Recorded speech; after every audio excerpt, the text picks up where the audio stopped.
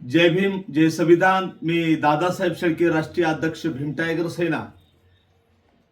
Video बनविण्याचा विषय असा आहे की आपल्याला माहित आहे काही दिवसापूर्वी ज्या एपस्टीन फाईलनं अख्खं जग हादरलं, त्यानंतर ज्या महाराष्ट्राला फुले शाहू आंबेडकरांचा इतिहास आहे, त्या महाराष्ट्रात कॅप्टन खरात नावाच्या फाईलने अख्खं महाराष्ट्र हादरला.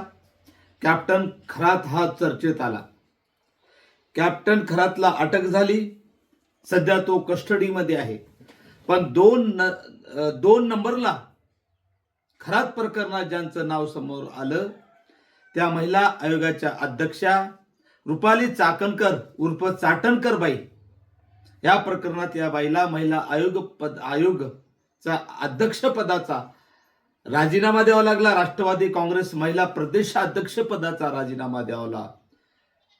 पण आमचं स्वतःचं मत आहे की या प्रकरणात या बाईचा सहभाग असल्यामुळे नुसता राजीनामा देऊन चालणार नाही, तर या चाटणकर नावाच्या बाईला सहआरोपी करून हिला तात्काळ अटक करावी अशी भीम टायगर सेनेच्या वतीने मागणी करत आहे. अन्यथा भीम टायगर सेनेच्या वतीने तीव्र आंदोलन करण्यात येईल असा इशारा मी फडणवीस सरकारला देऊ इच्छितो.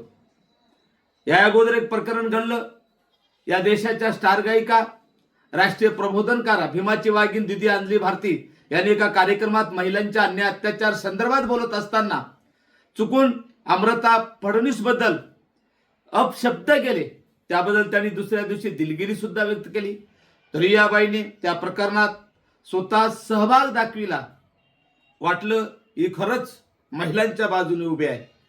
त्यानंतर तिचं एक स्टेटमेंट प्रसिद्ध झालं. मुलीचं लग्न झाल्यानंतर तिला थाटी वाटी देण्यापेक्षा तिला संविधान भेट द्या. तेव्हा वाटलं ही बाई संविधानवादी आहे. पण खरात फाईल समोर आल्यानंतर या रुपाली चाकणकर उर्फ चाटणकर बाईचे खायचे दात वेगळे आहेत आणि दाखवायचे दात वेगळे आहेत हे सिद्ध झालेलं आहे. ज्या पद्धतीने खरात सोबत या चाटणकर बाईचे फोटो प्रसिद्ध झाले, जो सहभाग दिसला, जी त्यांच्या संस्थेची सदस्य होती, माझा स्वतःचा दावा आहे, माझी शंका आहे, माझा आरोप आहे, पुढे पोलीस तपासात हे सिद्धच होणार आहे की 100% रुपाली चाकणकर आणि कॅप्टन खरात यांचे शारीरिक संबंध होते. ती पैशाच्या कमिशन पायी लालसेपोटी आपल्या गुरुला खुश करण्यासाठी, एवढंच नव्हे तर ज्या उच्च पदस्थ बाया, पदाधिकारी, ज्या आर्थिकदृष्ट्या सक्षम महिला यांना अशोक खरात यांना पुरविण्याचं काम बुवाबाजीच्या नावाखाली ही बाई करत होती. म्हणजे पहिल्यांदा ही अंधश्रद्धा निर्मूलन कायद्याचा कशी वाट लावत होती हे या ठिकाणी सिद्ध होतं. आणि म्हणून जी अशोक खरात यांची स्थावर आणि जंगम मालमत्ता आहे, 100% त्यामध्ये या चाकणकर बाईचा हिस्सा आहे असा माझा स्वतःचा आरोप आहे. आणि म्हणून जशी कॅप्टन खरात यांची चौकशी होत आहे, त्याच धर्तीवर या रुपाली चाकणकरची चौकशी करण्यात यावी अशी मी दादासाहेब शेळके, राष्ट्रीय अध्यक्ष भीम टायगर सेनेच्या वतीने मागणी करतो की नंबर 1 तिच्या प्रॉपर्टीची चौकशी ईडी मार्फत करण्यात यावी. हिचं बँक बॅलन्स, हिच्या कुटुंबाचं, नवऱ्याचं, मुलाचं, हिच्या जवळच्या सख्या नातलगाचं बँक बॅलन्स, त्यांच्या प्रॉपर्टीची स्थावर जंगम मालमत्तेची चौकशी करण्यात यावी. हिचा CDR काढण्यात यावा.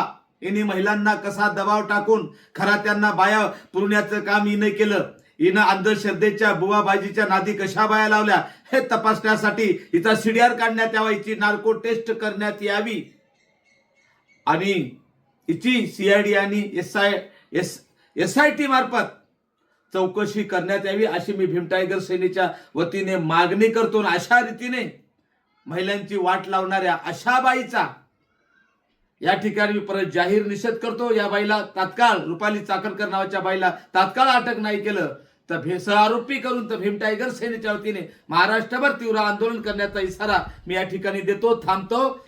जय भीम, जय संविधान.